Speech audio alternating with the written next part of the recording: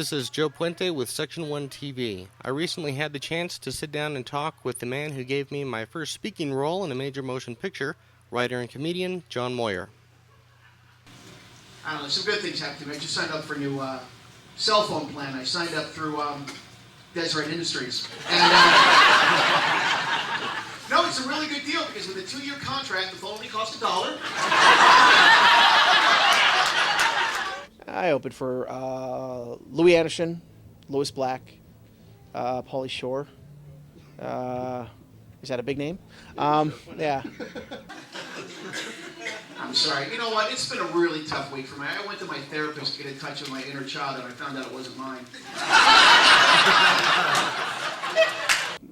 My father was a musician, and he had his own band and everything, and none of us kids ever had the musical gene, but for some reason I guess the performance gene just kind of, and being the youngest, of course, you're always craving attention. So, I think basically it started for me when I was about 11, 12 years old. I actually picked up a Super 8mm camera that my father had and just started making, like my own home movies and stuff. And obviously I thought I had a propensity for comedy.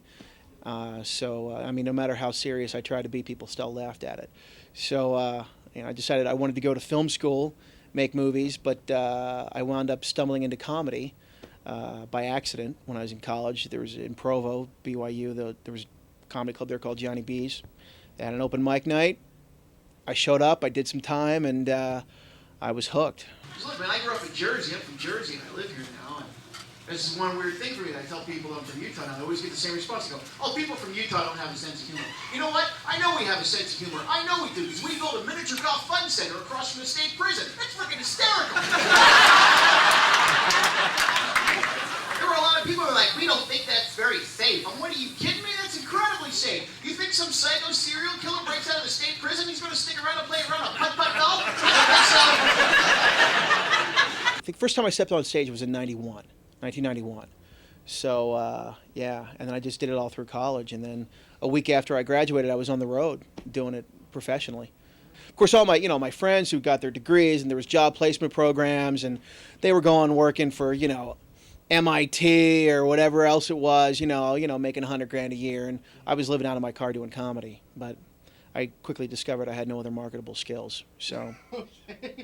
This is what I do. So during the day, man, I got daddy daycare duty, man. And I got into it the other day in the mall parking lot with a security guard because I parked in a handicapped parking space. I'm like, dude, I got a 4-year-old, a 4-month-old, a diaper bag the size of American Tourister luggage, and a fold-up stroller in the trunk that's more complicated to figure out than a Transformer toy. I have special needs, too!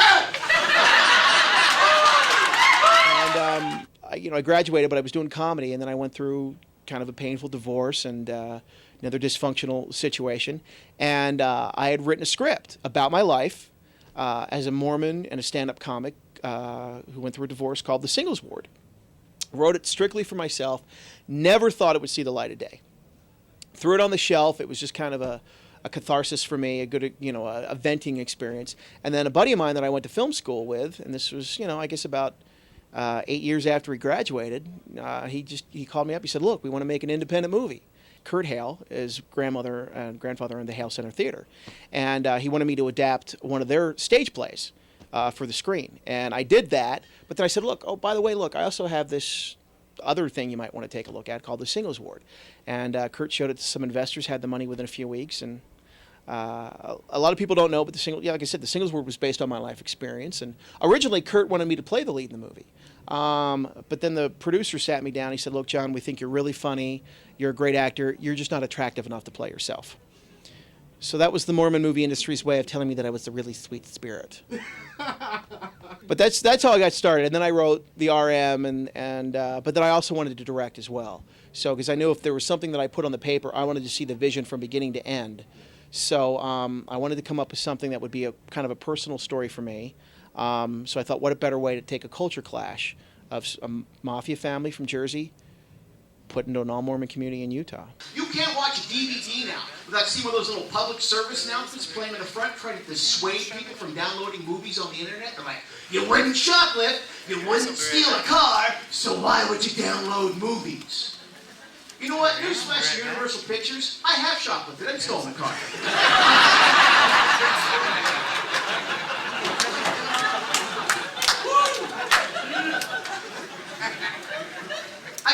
jerseys. That was my Eagle project. LDS cinema, I think, it's never going to be what it was at one point. I think LDS movies will still be made, but I think the smart thing is to just go to DVD. Number one, that's where all the money is made anyway. Yeah, when people see something in the theaters, it tends to give it more credibility, but the problem is, you don't really make any money with a theatrical release, unless you're like a big, huge, like George Lucas or something like that. So with LDS film, with LDS film, the money that you're going to make off an LDS movie for investors or whatever is so narrow, so small. The money that you make off of it, you can only make the movie for so much money. And if you want to try to recoup money and make a little bit of profit, you make a movie for $300,000 or $400,000. You can't go out and make these huge, grandiose productions. But I just don't think that the one thing that always cracks me up about that is we always hear these Mormons go, we want really wholesome family movies, and it's really important for us. And the thing that cracked me up is Mobsters and Mormons came out. The weekend it came out at the flagship cinema for Mormon theater, the Windsong Theater in Provo, Utah, where all the Mormons on there go. The number one movie, well, Mobsters and Mormons comes out that one. Mobsters and Mormons was like the number 2 or number 3 movie at the theater that weekend. The number 1 movie that weekend at the theater was The Exorcism of Emily Rose. I'm not making that up. And I'm just going, on the one hand, we're hearing all these movies, we want really wholesome family entertainment, but yet you're going to go see a movie about the antithesis of, and that just kind of cracked me up. And I think Mobsters and Mormons came out at a time we just kind of skirted it underneath the window as the window was closing. You don't hear. I guess there's a few projects out there, but most of the stuff's just going straight to Single Second Ward. Hailstorm decided to make a sequel to Single Second Ward, and they just took it straight to DVD, and it was the smartest thing that they could do. I feel bad for those old people working at Walmart. I walk into Walmart at 11 o'clock at night, and I'm met by an 80-year-old greeter. I'm thinking, oh, it's way past their bedtime. But I think some of them like to work there. They like chasing people down in the parking lot, checking those receipts. You see the old people guarding the doors, checking receipts on the way out? They don't mess around. They're like the Department of Homeland Security, only more effective. That's what we need to do. We need to take a bunch of those 80-year-old Walmart workers, drop them off right in the middle of Afghanistan, tell them Osama bin Laden has a receipt that needs to be checked. They find them.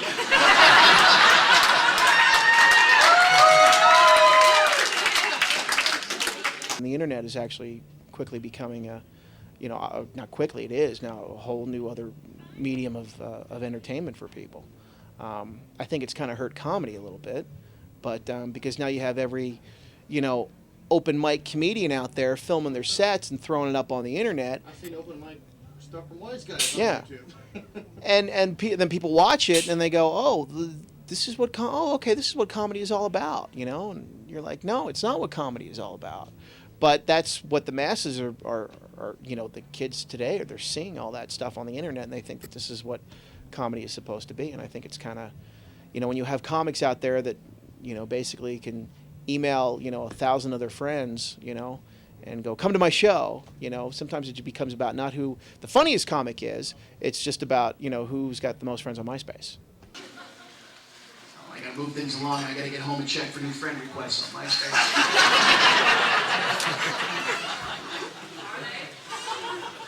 I'm on that MySpace.com. I am. MySpace.com/John Moyer. And let me tell you something. When I was a kid, when I was in junior high, I never had as many people who wanted to be my friends as I do now who are in junior high. There's some freaky people on that MySpace. There really are, man. I met a homeless guy on MySpace.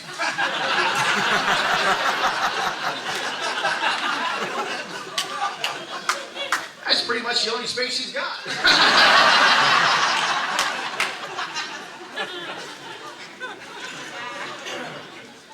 I see all these homeless people with big signs, I am homeless, will work for food. You know what, if I were homeless, I wouldn't work for food. I would work for things like bricks, lumber, aluminum siding.